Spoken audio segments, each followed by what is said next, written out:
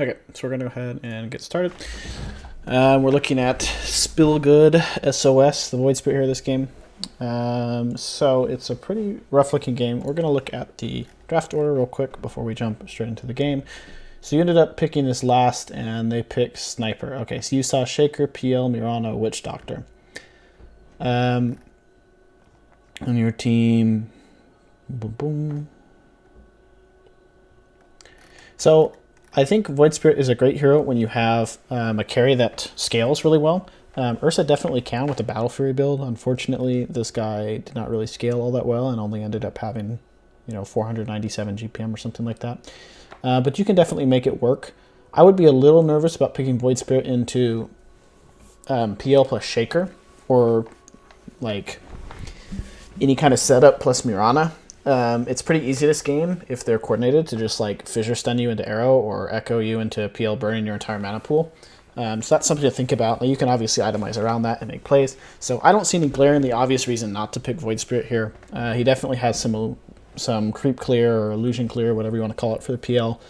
And he's a pretty solid mid laner, pretty decent versus Sniper, I would say, as well. So we'll go ahead and look at this game. Since I don't see anything glaringly obviously wrong with picking Void Spirit this game. So some matchups you want to watch out for, things like Faceless Void or Anti-Mage, or some of these heroes that can get on top of you, lock you down, and kill you in the duration of a stun. So AM will almost always kill you with Abyssal, and Void will almost always kill you in a Chrono, unless they're bad. Okay, we'll look at your starting build. Starting build is fine. It's important to get the Quelling Blade. The regen is good. At least your support shared tangos. I don't know if you begged or not, but you have them, so all of this is totally fine. Sniper's build is complete trash.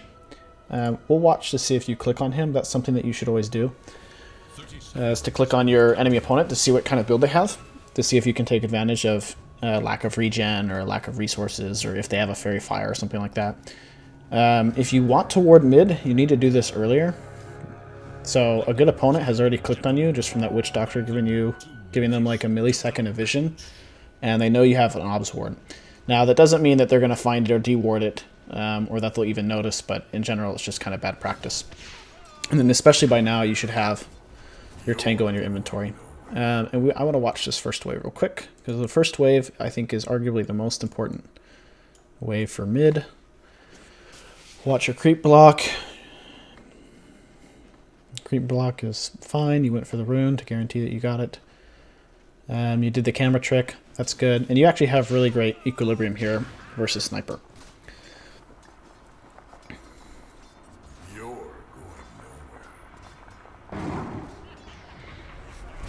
Okay, and you messed that up, but that's the correct idea.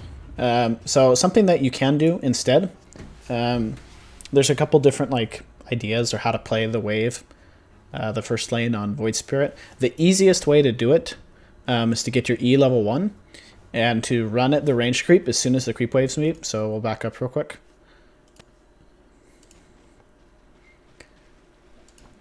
Your camera in this spot isn't really ideal. You have a lot of wasted screen space here. So I would like to see your camera like this, maybe.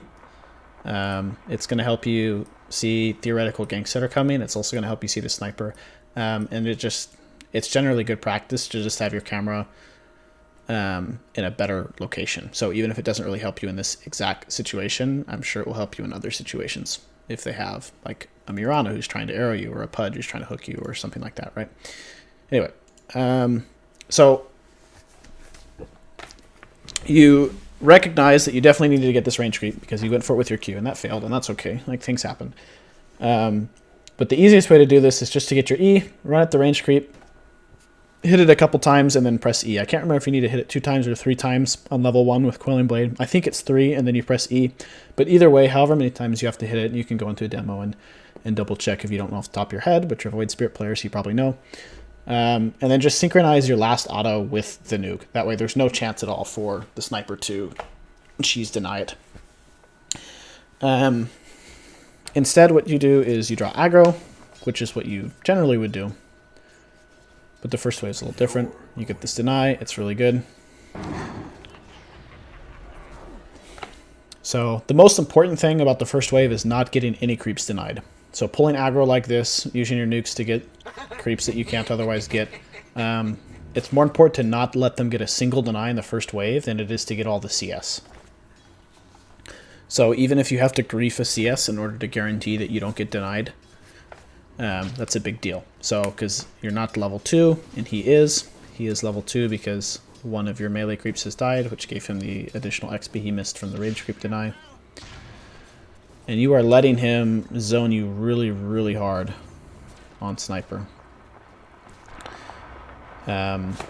This is a result of you not having your Tango in your inventory immediately and not sending out a salve. So if you bring out regen, like, you know the Sniper's going to hit you no matter what, right? But you have to get your farm, you have to get your bottle, whatever. So I'd like to see you send out a salve with the rune gold that you got. Definitely don't go straight for treads. You should get a bottle. Oh wait, that's a Sniper, sorry.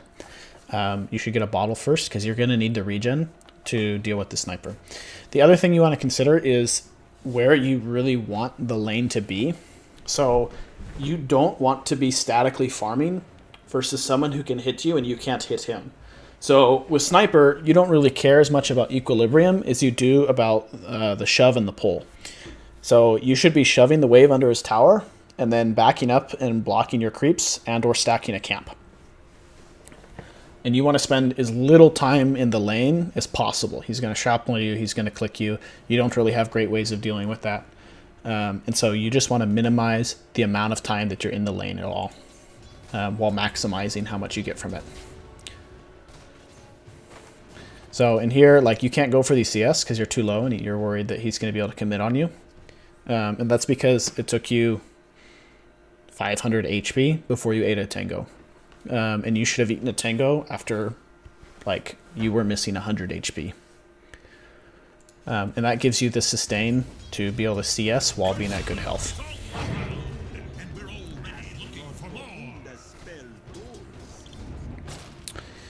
I didn't think about this until just now. Versus Sniper, I would probably actually skip Aether Remnant entirely. And I would get Dissimulate. So you can get either Dissimulate level 1 or Resonant Pulse level 1 for the range creep. Doesn't really matter. They both do basically the same thing.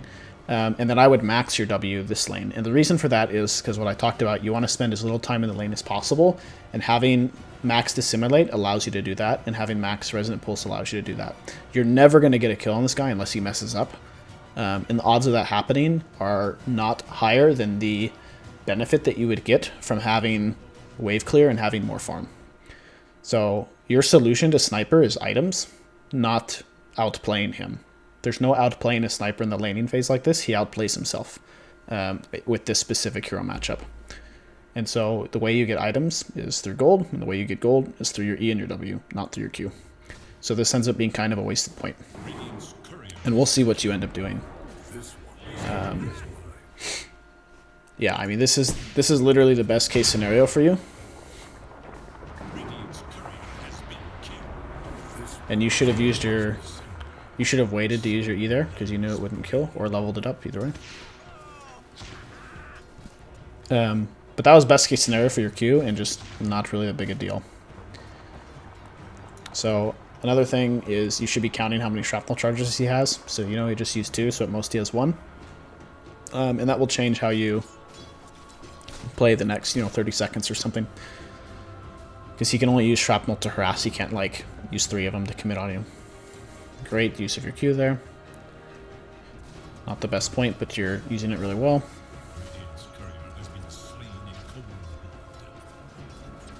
So, and that's really the mark of someone who is good at the hero, and maybe not so good at Dota. So, I haven't played Void Spirit in a while. I used to play him a little bit more, but you've played more games of him than I have. And I would say that you are better at Void Spirit, and I am better at Dota. So I would win games on Void Spirit that you wouldn't, simply because I would adjust the way that I played. Even if you're better at, like, using your Q to get CS, or to land your Q to get a deny or something. And that will kind of artificially inflate your MMR, that, like, hero spamming tactic, but it's not going to last. So I always say it's better to play well instead of be good at a hero.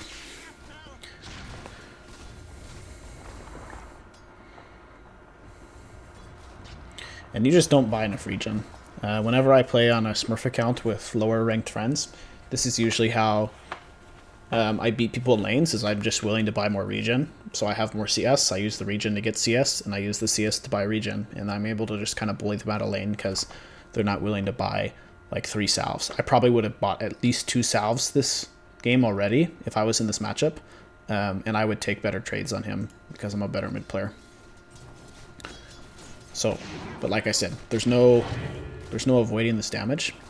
So you need to shove the wave out, and you need to buy the regen that you get with the gold to deal with it. We'll watch your rune control. You get unlucky, but you didn't even walk, so that one's a little bit on you.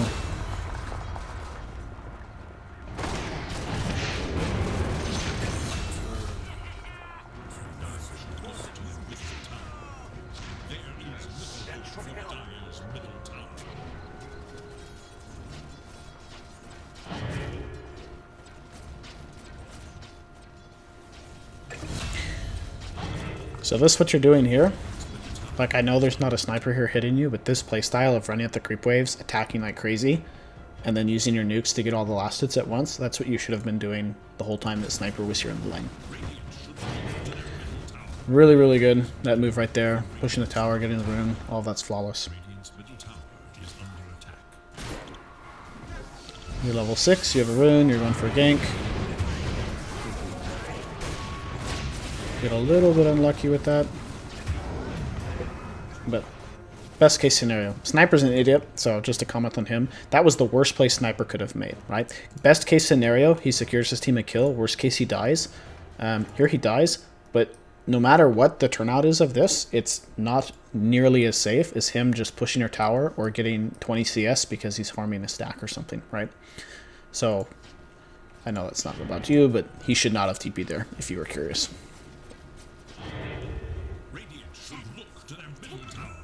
You've got another rune. And again, like here, you're just not buying regen. Like, you should have a clarity going and you should send out a salve. So it's like, yeah, you have a bottle, but like you're just on low HP too much. And you, okay, you actually do send out a salve. That's nice.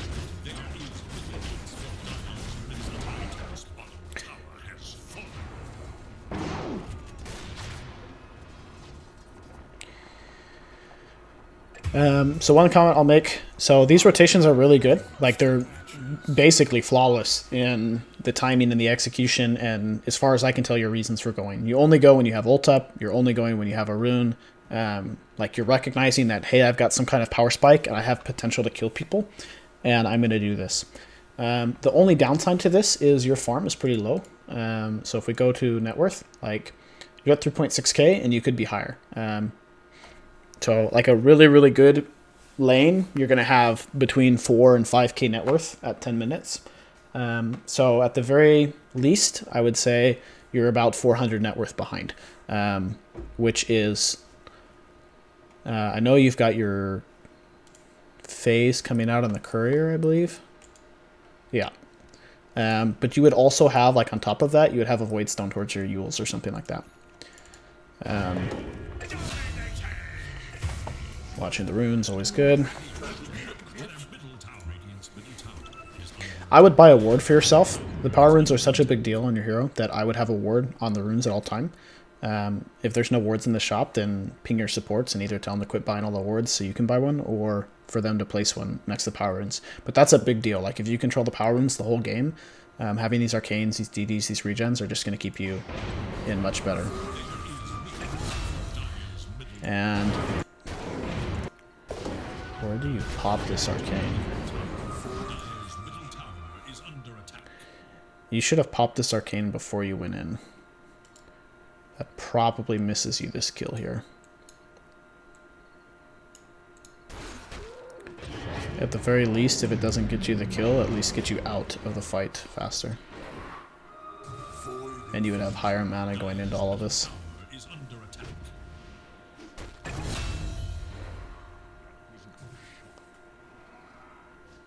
Because now you're kind of in this awkward spot where...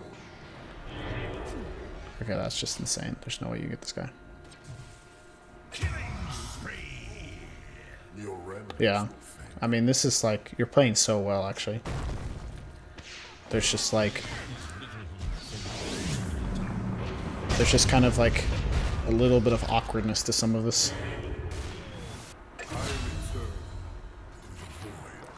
Yeah, like there, if you have Arcane going into that, you have one more charge. And you probably die anyway, but it's about the long run, not every single play. Anyway, but I like what I'm seeing so far.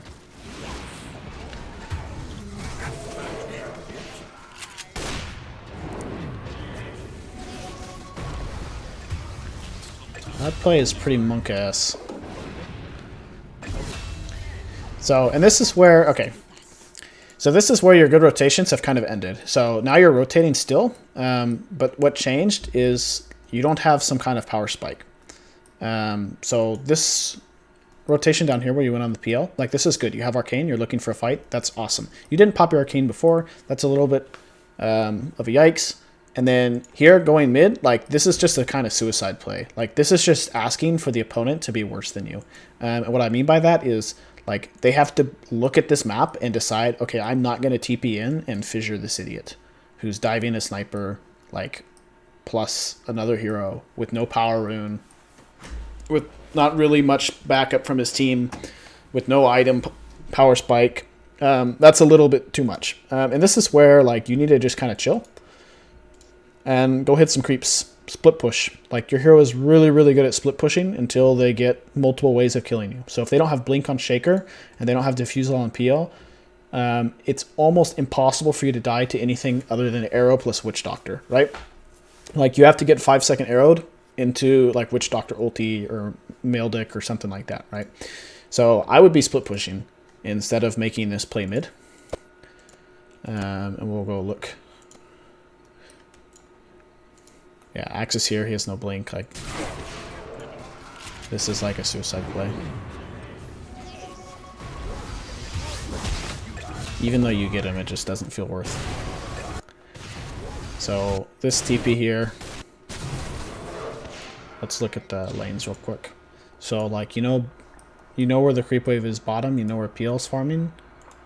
You know where the sniper is. You know, there's for some reason you have 3 heroes top. What the heck? Yeah, I would have probably TP'd bottom, and I would have farmed in this area of the map and pressured the PL. Or I would have TP'd like to the tier 2, and I would have stacked and farmed as many of these camps as I could in the next 2 minutes or something.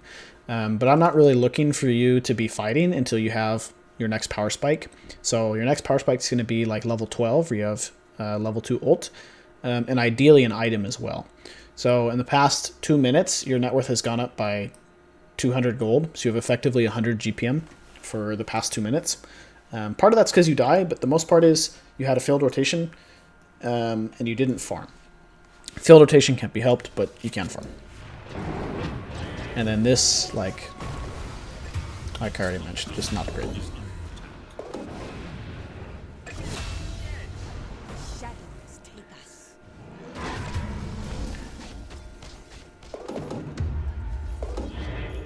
Yeah, you got as much gold for being next to that kill that happened as you did in the past the past 4 minutes. Bind regen, that's good. You should.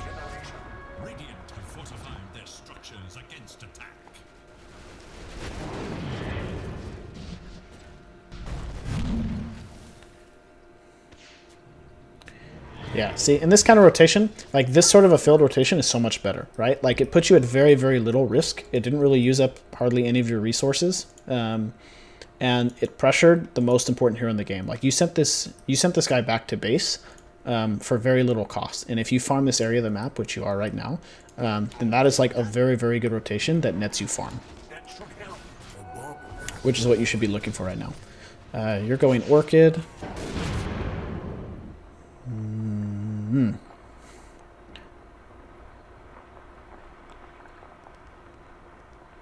Orchid for Mirana? Orchid for PL?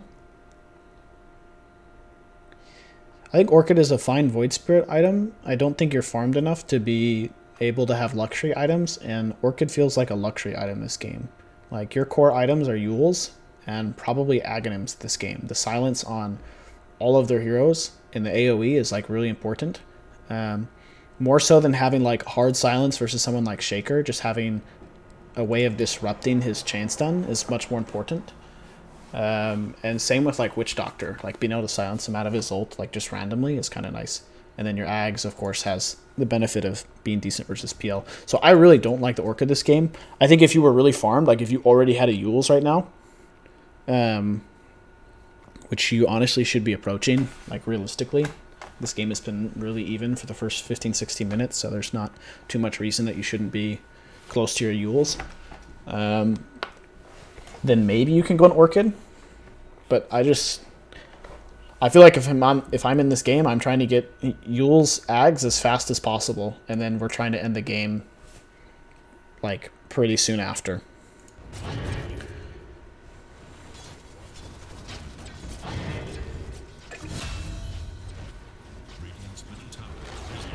I'm pretty sure you have Vision as Arcane Rune forever. I would be careful with letting Power Runes sit there for that long. Okay, what happened here? Anyway, like I was saying, I'd be careful with having Power Runes sit there for too long because you don't want to lose them.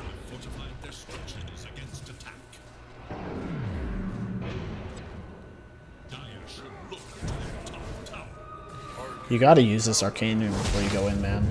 It's like, you have your W up if you have Arcane going before. Same with your E and like another ult charge. Like, it's actually a big deal.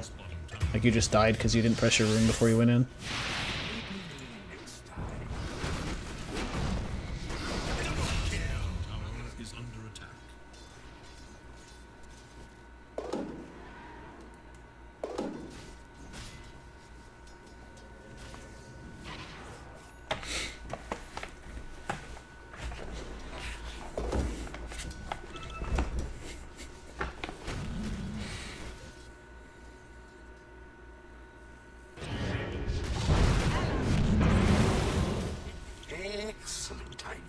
That rotation works out. That only works out because your team is there, though. Which is fine. I mean, you knew they were there.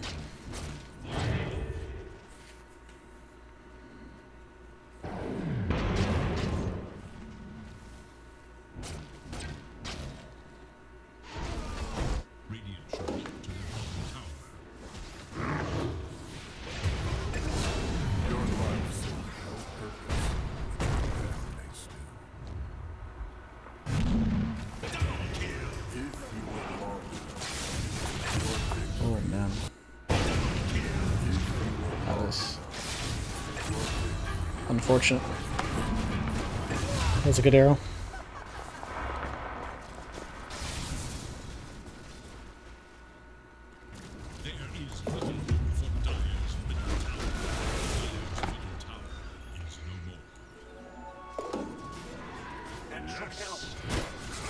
Okay, and you start to queue up the Shivas. Again, like, this Orchid just puts you in an awkward spot, because it feels weird to have Orchid and Ags. Like, I understand now that you have the Orchid why you don't really want to get the Ags. And Shivas is great this game, like, don't get me wrong. It's great versus PL, it's great versus Sniper, Mirana. I think it actually works on Witch Doctor's ult. So, like, the effect of Shivas is really, really good this game. Which I'm glad that you recognize. I just like this Orchid just cucks your item build so hard. Because you need the Ags, and you want the Shivas, and then Yule's just like is so good on your hero. It helps you catch people with your Q, it helps you get out of certain situations. It can stall for your low cooldown spells to be up once more, which can be pretty clutch. Gives you mana regen, MS, like everything your hero wants is in the Yules. So, like, this Orchid is the only real complaint I have with your item build, honestly. I would probably get a wand, and maybe a windlace or something. Like, you have empty slots, you might as well fill them with something useful.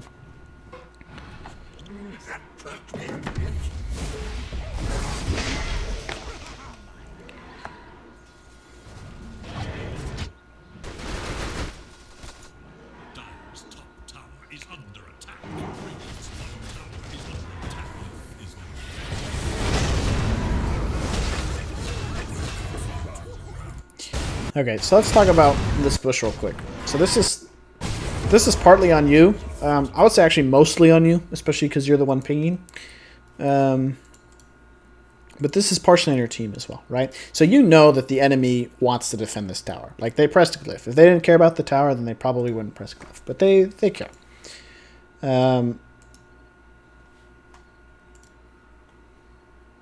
You don't see anyone on the map except for Mirana, and you don't even look top to see if she's invis. So you know that 4 heroes are missing. You know that one of your heroes is missing, and you're under a tier 2. This play right here, sending your Aether Remnant out, this is good.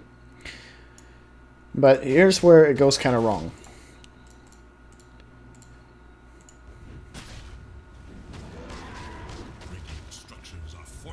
Shaker shows up and you don't click on him. Right? Now he doesn't have blink here, but he could. And you don't know. And he's going this freaking retard Lotus Orb of Hell or something like that. But he could have a blink here. And their strongest hero in the game TP's in.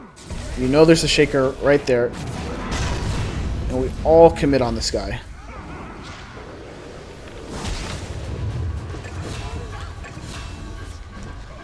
So here's the issue. You're down a hero. You're in a disadvantageous area. You don't have vision. You don't even have a sentry in case the enemy is in. You know Shaker's there. You know he has Echo. You don't know if he has Blink because you didn't click on him. And then you guys all commit on this. 4v5 in a bad situation with no vision.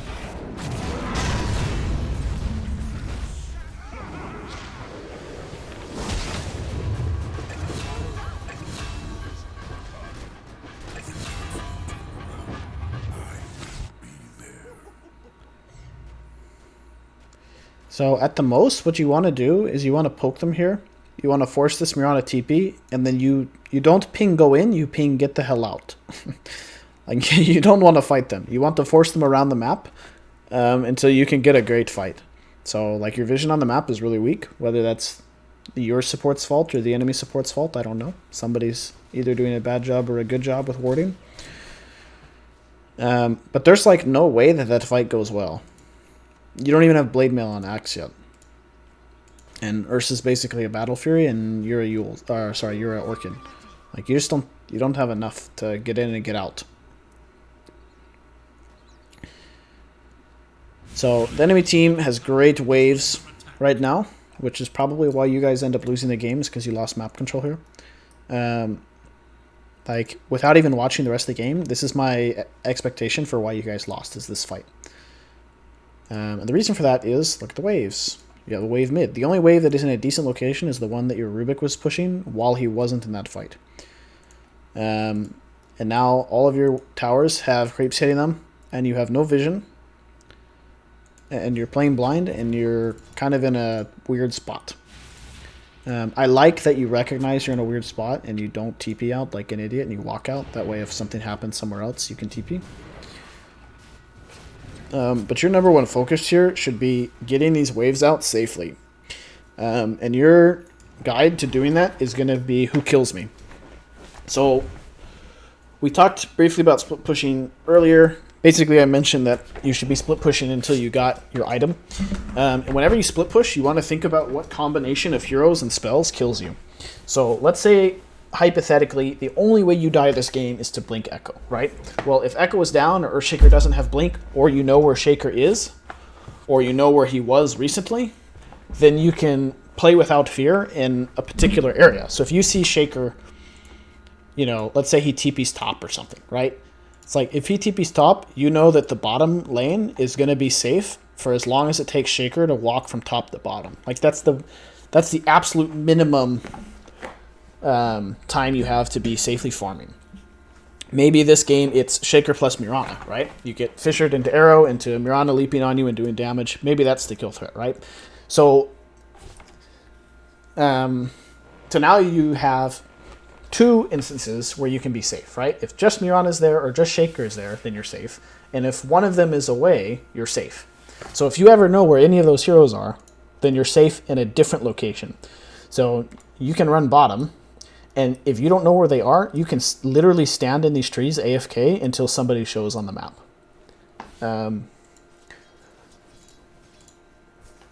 So, excuse me. So you guys kind of meander your way top. You're staying grouped. You see the sniper. And again, like, you guys don't have information for this play. Like, the fact that they were invis means they knew something, right? Like, why would they randomly be invis? Even if they weren't invis, there's a tier 2 here, or tier 1, sorry. That's full HP, save 5. And he is really freaking close. Like, you have to get this kill and get out instantly. Unlucky for you, they have people there, so you guys get coconutted, you die.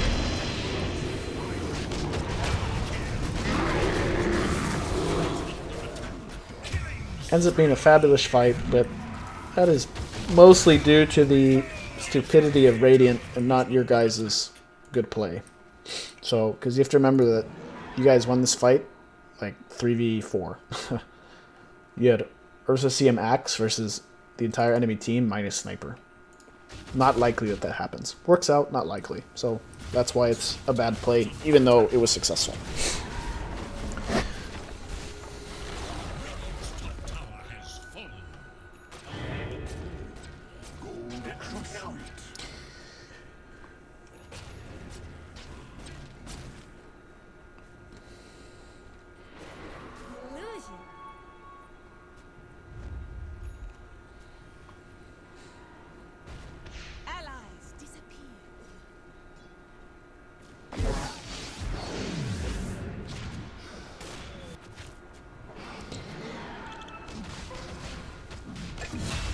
This is good. This is a good play. You guys forced something, and then, like, you forced spells, and then you tried to do something. Roche isn't going to work out. They were too smart, but that's the right idea, right? Like, you got some spells out of them.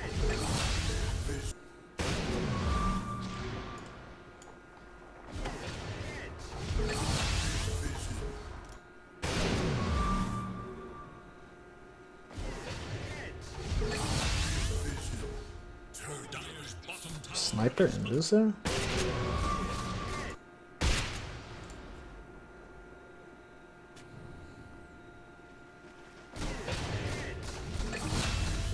That's unfortunate. That's really sad.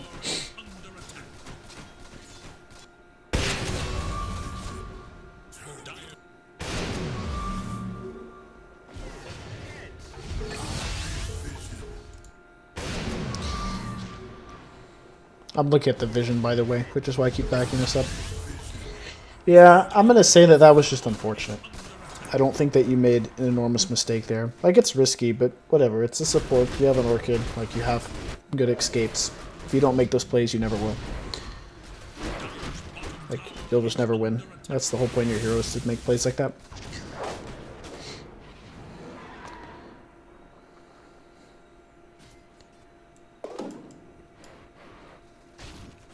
Still a very even game, though. It's kind of up to anyone. You definitely know, and by your playstyle and your team's playstyle, I can tell you guys are really stressed about this, like, PL Sniper late game, which you should be. It's pretty difficult for your heroes to play like that.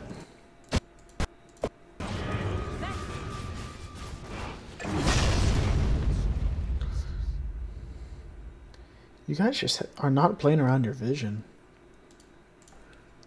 Like, you have these wards bottom that aren't in great locations, but that's where they are, and you're playing top. Versus a Miran with no sentries.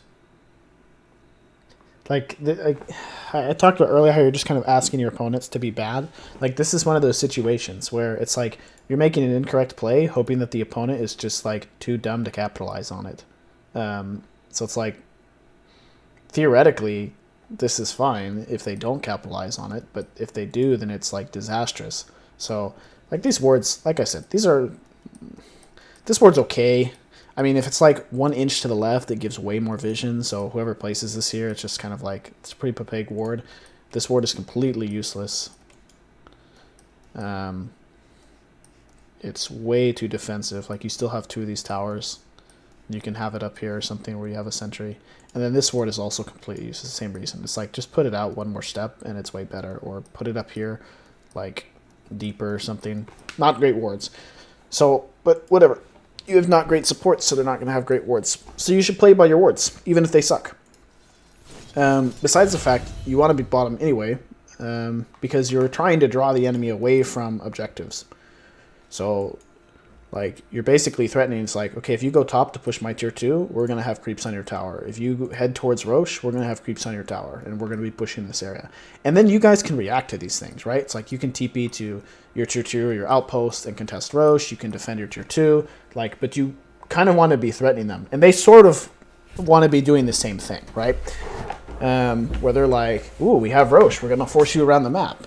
And but both teams have to be doing this. So playing top, away from your wards, just, it's like you're forcing the enemy to come exactly where they want to be. Like, this is where they want to play, and you're letting them play here with you guys. And you're just not far enough ahead to where they're scared of this. So they get a kill because of this. They get 3 kills, and they get Aegis.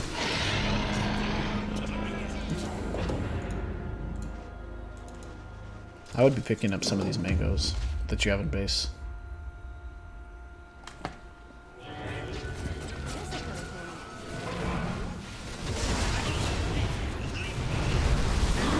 You guys just don't want to commit to this fight. Like, they have Aegis. What are you doing?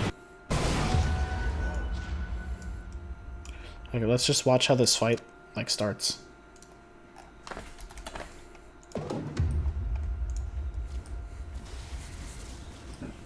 The enemy team's been playing together the entire game. They're stronger than you, and they have an Aegis.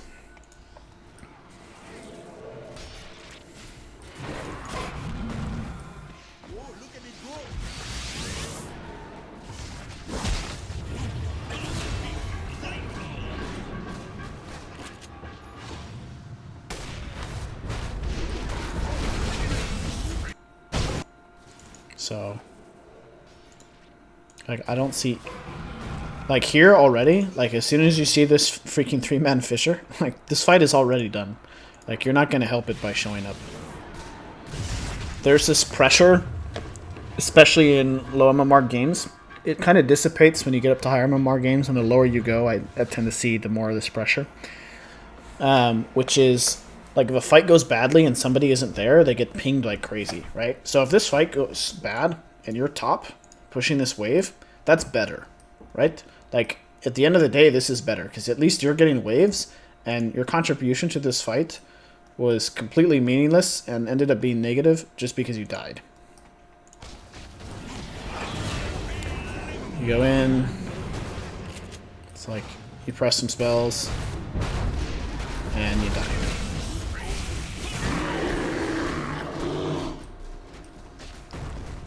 So I understand the desire and temptation and even the reason for wanting to be near your team, but you need to look at this fight a little more critically.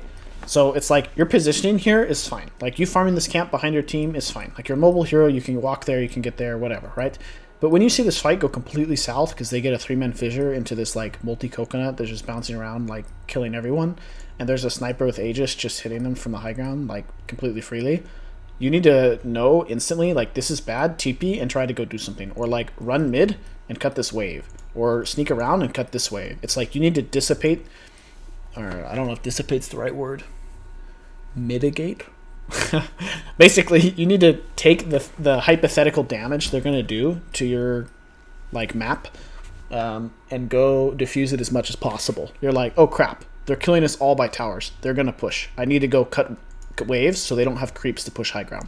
Like, if that's your thought and you just, like, sprint around here and you run and you just start cutting this creep wave and you're playing in the trees, and, like, at the very worst case scenario is they run back here, they find you, and they successfully kill you.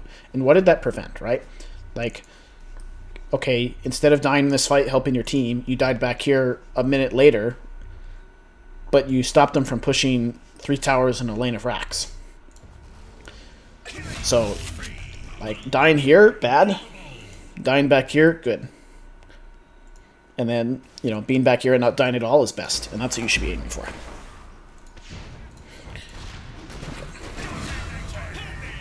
This game is pretty close door.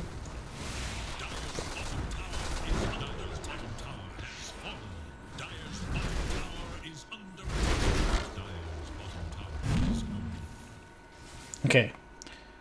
So you should be looking at the map. You just saw 3 heroes. You just saw... I didn't even have to look, but you saw Sniper, Shaker, and PL top. So Sniper, Shaker are mid, and PL is top. What does that mean? That means that anybody that is in this lower half of the map is free game. And somebody draws on the map to go down this way. That's fine. Like, you see these people, you can run away. You know that this PL doesn't have TP, because there's no way he got from your tier 3 to his tier 2 that quickly without TP. And you know that Sniper also TP'd, and Shaker probably TP'd back to this tier 2 to D-push. So you can run down in here as a team.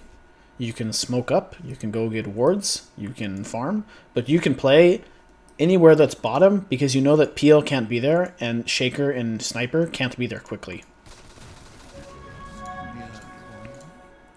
That also gives you like reason to go really deep and cut this wave. And like bring your old war and like look at where your team goes. Your team walks top. It's like, why are they walking to someone stronger than them that just TP'd? Like, run away.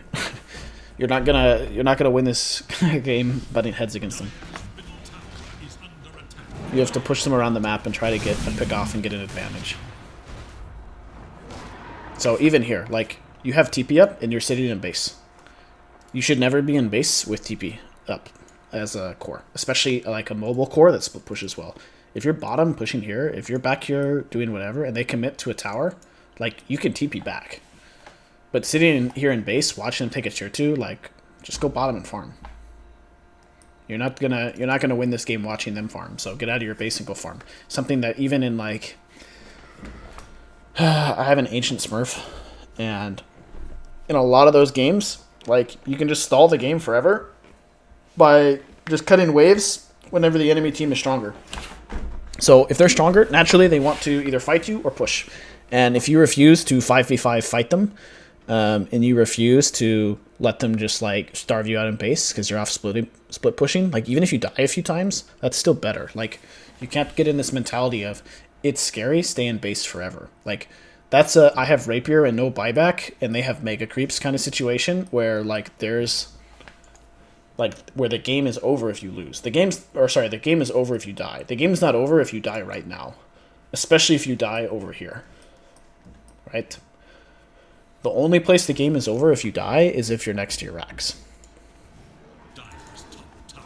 So the fact that you're standing next to your racks, hoping that they don't kill you, just is kind of like, it's just bad. So I think that's probably enough for this game. They just get a 15k lead. And the game is over. So, and recap, when you're laning versus someone that you can't really lane versus, then don't lane. Like, use your spells to clear the creep waves, get to the jungle, go rotate. Ideally, only rotate when you have some kind of power spike, which you did the first few times. So if you want great examples of rotations, go look at like your first 2. And then starting with the rotation on the PL where you didn't pop your Arcane Rune first, that's where they start to fail. That rotation was good, you just didn't use Arcane, and then you went mid and like went on some Sniper or something.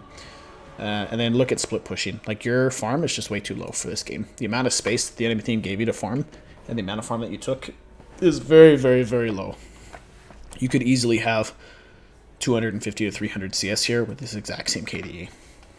And it's just more likely that you're able to do things in fights if you have bigger items. Speaking of items, Orchid is okay.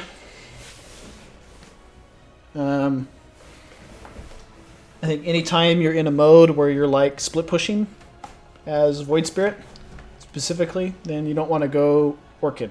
Orchid is kind of like a pick-off item, so it's kind of anti-split push, whereas Ags is pro-split push. So if the enemy team is split pushing you, Orchid is better for that pick-off. If you're trying to split push the enemy, then Ags is better. Versus heroes that have like really good chain stun, but it kind of gets cucked if they get broken, like Mirana or Shaker, those kind of heroes, then Axe can also be really good. So I think this game was entirely winnable. At no point did it really feel over until the last like few minutes. There was the one fight bottom where you lost complete map control that I talked about, where I said this is probably why you lose the game.